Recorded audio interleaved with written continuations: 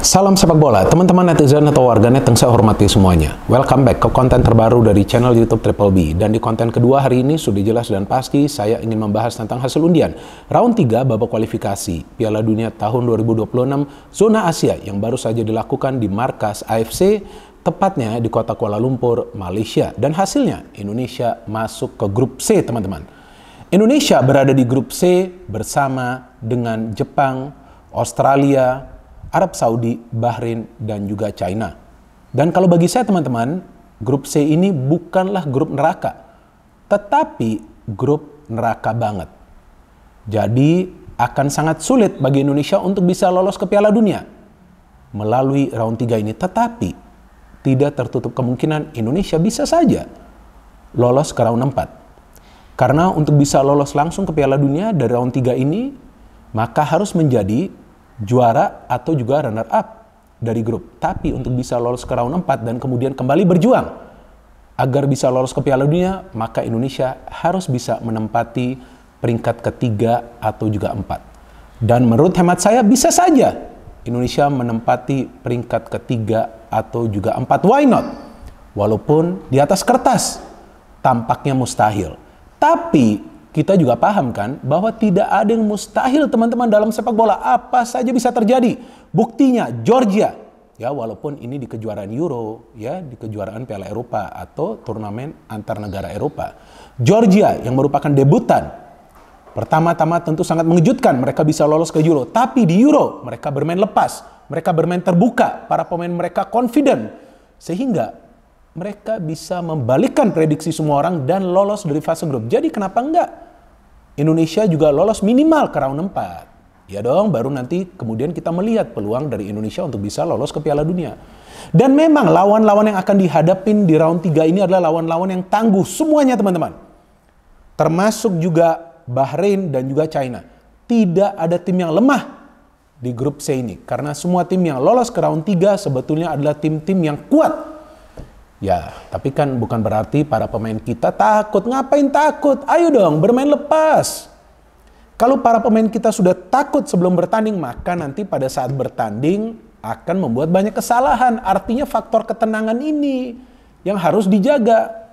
Dan memang ada Jepang, yang kita tahulah sekarang ini adalah tim yang sangat tangguh di level Asia. Tapi kan sebelumnya kita sudah punya pengalaman lawan mereka di Piala Asia. Oke, kita kalah. Tapi kan kita juga gak jelek-jelek amat. Ya kan, bahkan pada saat itu saya masih ingat setelah pertandingan, pelatih dari Jepang itu memuji permainan dari timnas Indonesia dan mengatakan ada kemajuan yang sangat pesat dalam permainan timnas Indonesia. Bahkan dia mengatakan ini bukan Indonesia yang dulu, ini sudah Indonesia yang era baru. So, bisa saja kita membuat kejutan. Jadi maksud saya kita juga gak salah kalau optimis, gak salah juga, tapi kita juga jangan over ekspektasi. Dan juga para pemain jangan sampai overconfident. Karena timnas kita masih berkembang teman-teman. Tapi lawan Jepang ini yang menarik kan. Para pemain kita akan mendapatkan pengalaman yang sangat berharga berhadapan dengan tim yang sangat tangguh di level Asia. Apalagi kita tahu bahwa banyak sekali dari para pemain Jepang itu berkarir di Eropa. Nah artinya para pemain kita akan mendapatkan tantangan yang sangat besar untuk bisa bertanding lawan tim yang dipenuhi oleh pemain-pemain yang bermain di Eropa. Kan starting lineup dari Jepang ini semua pemainnya itu bermain di Eropa. Dan mereka juga punya banyak pemain yang sangat berpengalaman. Yang sebelumnya pernah bermain di Piala Dunia. Dan di Piala Dunia lalu juga kan mereka membuat kejutan demi kejutan. So this is a very good chance untuk experience dari para pemain. Tapi selain itu juga mereka harus fight di atas lapangan. Iya dong. Walaupun lawan tim yang tangguh seperti Jepang ini, saya bicara tentang Jepang ini, ya jangan takut juga. Ya, main terbuka, main lepas, ya gak ada masalah. Memang bertahan itu harus bagus, tapi jangan cuma bertahan. Kalau cuma bertahan nanti dikhawatirkan terjadi seperti pembantaian di Basra kan pada saat itu timnas kita kalah dengan skor yang telak. Walaupun pada saat itu belum ada yang namanya Tom Hee, J. Idses dan juga Ragnar Oratmangun. Tapi tetap nggak bisa hanya defend, harus juga ada counter attack, harus juga ada proses transisi positif yang cepat. Kemudian lawan Australia, nggak perlu takut juga lawan Australia. Walaupun memang Australia jauh di atas kita dong. Apalagi kalau kita lihat dari postur para pemain mereka kan tinggi besar, ya kan? Maksud saya ini jangan takut, artinya para pemain jangan sampai khawatir. Harus lawan dua tim yang kuat nih ya di grup C ini. Ada lagi nanti Arab Saudi kan, jangan khawatir dulu. ikuti saja rencana permainan dari Shin Tae-yong. Tapi kan kita juga masih menunggu ya Shin Tae-yong ini kembali ke tanah air. Tapi kalau nggak salah itu pada saat acara drawing di sebelah Pak Sumarji itu, jika saya tidak salah, adalah asisten dari Shin Tae-yong. Jadi ya kita tunggu saja kedatangan dari Shin Tae-yong. Apalagi kan sebelumnya sudah pernah lawan Australia juga kan di Piala Asia. Ya Shin Tae-yong ini kan adalah pelatih yang pintar. Pasti dia mengevaluasi permainan dari timnas apa yang salah pada saat itu sehingga kalah telak lawan Australia, kemudian juga kalah telak lawan Jepang, walaupun kita masih bisa mencetak gol lawan Jepang kan. Nah jadi akan dievaluasi, kemudian melihat juga di mana sebetulnya kelemahan dari tim lawan. Pasti dia akan melakukan evaluasi, dan ini adalah pelatih yang selalu belajar. Ya selalu belajar ini Shin Tae-yong, walaupun dia adalah salah satu pelatih senior di dunia saat ini. Tapi memang peluang kita sangat tipis untuk bisa mendapatkan poin dari Jepang dan juga Australia. Tapi ya kenapa enggak para pemain itu optimis? Dan juga para pemain juga harus menjaga kebugaran mereka. Jangan sampai nanti pada saat mau tanding, ya mereka sulit mencapai match fitness 100%. Nah artinya yang saya harapkan persiapan ini harus minimal 1 minggu sebelum bertanding. Kalau bisa, ya dan klub-klub juga ya cobalah melepaskan para pemain. Mungkin pemain-pemain yang bermain di luar negeri sulit ya, akan bergabung untuk waktu yang cukup lama. Setelah itu, nah ini juga berat, Arab Saudi. Waduh, apalagi di Piala Dunia sebelumnya mereka mengalahkan Argentina. Dan sekarang kan Liga Arab Saudi itu kan dipenuhi oleh pemain-pemain Eropa yang memang kelasnya bagus, artinya kelas tinggi. Artinya pemain-pemain Eropa yang punya level permainan tinggi secara teknik. Jadi tentu sekarang mereka sudah banyak belajar dari pemain-pemain top yang bermain di liga mereka. Ini juga tim yang akan sulit dikalahkan, tapi kan sulit itu bukan berarti mustahil. Segala sesuatunya akan ditentukan di atas lapangan oleh para pemain dan juga tentunya taktik dari Shin Tae-yong. Maka itu yang saya harapkan jelang pertandingan kita semua bersatu, yuk kita support. Gak usah lah membuat narasi-narasi yang negatif, ya seolah-olah yang paling pintar, ya. Gak ada yang paling pintar, ya. Semua manusia itu punya kekurangannya. Jadi tolonglah kalian yang selama ini memang berisik, diam aja dulu. Ya kita lihat permainan dari timnas kita. Arab Saudi ini tim yang sangat tangguh, tapi feeling saya di tanah air kita bisa saja mengalahkan mereka. Kalau Jepang sulit, ya. Mungkin draw bisa lah kita lawan Jepang, kita bertahan yang benar, ya kan, kita mendapatkan 1 poin. Lawan Australia juga sama ya, yang penting jangan buat kesalahan, kita coba incar 1 poin. Ya kita harus realistis juga ya, ini 2 tim yang sangat kuat. Tapi Arab Saudi ini kan feeling, mungkin juga saya salah nanti. Kan nanti tergantung juga para pemain semuanya fit atau enggak. Feeling saya kita bisa saja menang lawan Arab Saudi teman-teman. Bisa saja, karena Arab Saudi ini kan tim yang berani bermain terbuka, mainnya full attacking, mainnya banyak mengandalkan skill individu, ya kita bisa main counter yang cepat juga lawan mereka. Walaupun di Arab Saudi akan berat lah ya, saya mengatakan di tanah air pada saat kita main. Karena kan rekor dari timnas selama dipegang oleh Shin Tae-yong pada saat bermain di Indonesia kan bagus ya. Baru kalah 2 kali kan lawan Argentina dan juga lawan Irak ya di sebuah pertandingan resmi. And then masuk ke Bahrain. Nah memang Bahrain sih nggak sekuat seperti Australia, Jepang dan juga Arab Saudi, tapi kan nggak bisa diremehkan juga. Tapi sekarang ya yang saya lihat dalam beberapa pertandingan terakhir lawan tim-tim asal Timur Tengah ya kita masih bisa mengimbangi lah permainan mereka. Maka itu kan saya bilang Arab Saudi seharusnya bisa lah kita kalahkan di kandang kita sendiri. Jadi Bahrain ini ya yang kita kalau mau lolos ke round 4 kita harus mendapatkan maximum points. Artinya home and away kita harus bisa meraih kemenangan. Ini sebetulnya target utama ya dari para pemain, harus bisa meraih kemenangan home and away lawan Bahrain. Kemudian lawan China. China memang bukan tim yang kuat di Asia, tapi kan tim ini sedang berkembang juga. Namun feeling saya lawan China kita bisa lah mengalahkan China di sini dan juga di China mendapatkan hasil imbang. Tapi selain itu juga perhitungan saya kalau timnas Indonesia mau lolos ke round 4 harus bisa menang minimal 1 kali lawan Jepang, Australia dan juga Arab Saudi. Ya, jadi di antara 3 tim ini 1 kali kita harus bisa menang di kandang. Kemudian sapu bersih lawan Bahrain, lawan China, kemudian sapu bersih juga pada saat bermain di kandang sendiri ya. Jadi artinya di kandang sendiri itu kita harus bisa menang lawan Bahrain, lawan China, lawan Arab Saudi.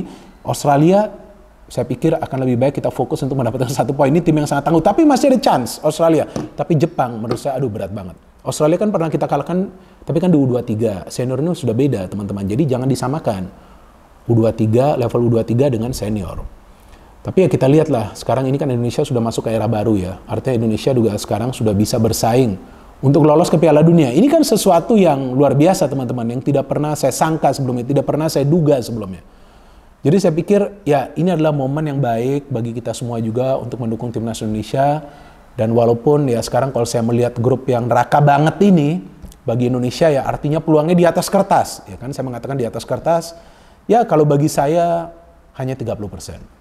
Untuk bisa lolos ke round 4, bukan Piala Dunia. Kalau Piala Dunia sih dari grup ini menurut saya 10%. Untuk bisa lolos dari round 3 ya, ke round 3, sorry. Dari round 3 untuk lolos ke Piala Dunia menurut saya hanya 10% peluang. Tapi untuk lolos ke round 4 adalah 30%. Kita punya peluang itu. Apalagi ini yang saya tunggu. Striker jadi kan ini ditambah. Kita harus punya striker walaupun banyak gol juga dari second line. Tapi striker kita harus predator, striker predator.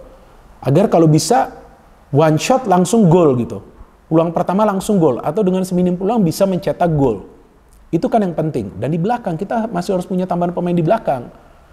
Karena walaupun ada Jay Itzes dan Rizky Ridho, tapi pilihan lainnya ini yang saya pikir masih dikotak-katik oleh Shin Tae-yong.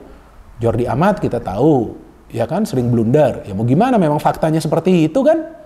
Mau dia marah ya silahkan, kan faktanya seperti itu. Ayo dong, ya benahi permainan Anda.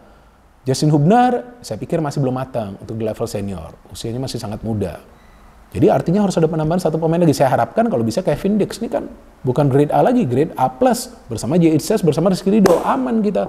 Kiper saya nggak tahu nih, sekarang lagi gonjang-ganjing nih tentang Martin Paes. Nggak tahu apa yang akan terjadi. Tapi selama defense kita kuat ya seharusnya kiper kita terproteksi. Di depan juga kita harus punya. Dan saya harapkan para pemain semua fully fit. Dan jangan sampai ada kegiatan di luar lapangan jelang pertandingan. Udah fokus aja lah ke pertandingan, ya kan? Dan juga saya harapkan janganlah nanti ada gimmick-gimmick yang aneh-aneh. Ya, selama nanti kita menjadi host, artinya pada saat kita menjadi tuan rumah, udah biar fokus main bola aja, gak perlu ada hal-hal lain lagi di Gelora Bung Karno. Gak tau nih, jadi gak di Gelora Bung Karno? Atau mungkin ternyata di Surabaya. Tapi saya harapkan di Gelora Bung Karno, karena vibes-nya itu luar biasa.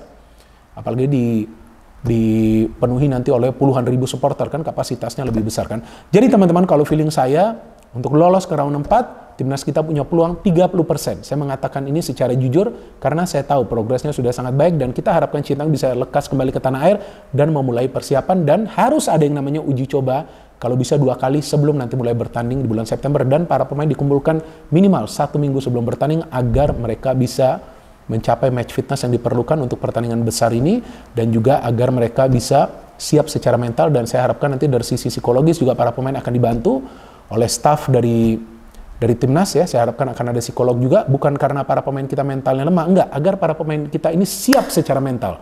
Karena ini pertarungan sebenarnya. Ini pertarungan sebenarnya teman-teman di round 3. Walaupun tadi saya katakan bahwa hanya chance 10% bagi Indonesia untuk bisa lolos Piala Dunia di round 3. Tapi untuk masuk ke round 4 kita punya 30%. Syaratnya ya kita harus sapu bersih lawan Bahrain dan lawan China. Kemudian kita harus bisa menang di kandang kita sendiri antara lawan Arab Saudi, lawan Australia dan juga Jepang dan kita harapkan Bahrain dan China kehilangan poin lawan 3 tim kuat yang berada di grup C ini.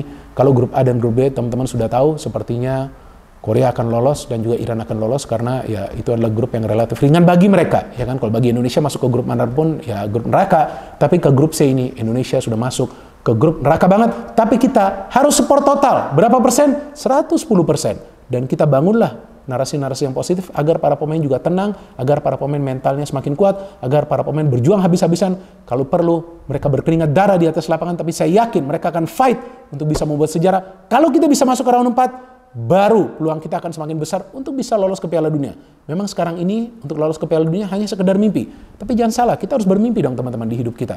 Tapi bermimpilah dengan mata terbuka, karena para pemain harus fokus 110% di atas lapangan. No hate, no politics, only football. Salam sepak bola.